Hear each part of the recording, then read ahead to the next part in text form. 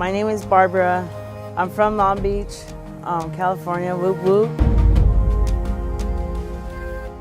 I come from a very long line of addiction, and my addiction runs deep with self-hate and low worth and anything that I could cling on to make me feel good and get me outside of myself. That's who I was before I came to Christ. I came to know Jesus through babysitting. They get rid of, I was born in the era where kids are seen but not heard, so go to Bible school if that gets you out of here.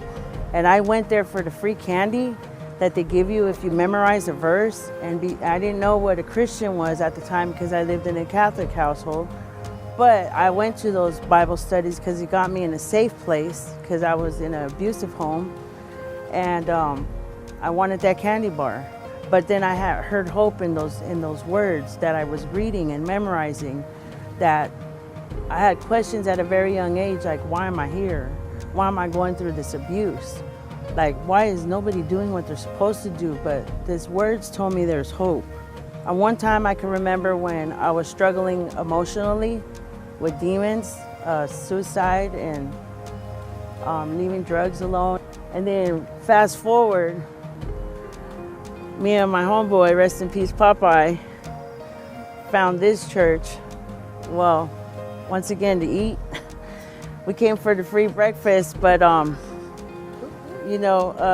was like, yeah, I've heard it all, been there, done that. You guys are good, it's all good and dandy, but when I leave, then my misery leaves with me. Because I would challenge God, like, oh yeah, well, I'm gonna go to church, hi. And what are you gonna do? Like, and everybody was like loving on me, and I was like, oh, that's weird, let me get out of here. But then finally I was like, okay, you know better. It was different at this church because nobody judged me, And so this church is the place that I felt like I could come and reconnect with Jesus. Like Jesus says, he came to take all that away and I could be a new person in God. And I think it's great because I get to not only do that for myself, but for my 7 kids, that follow. And I learned by example.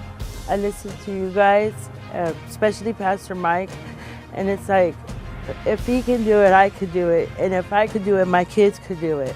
And I see the whole beauty of the family and the unity, not in the flesh, but of God.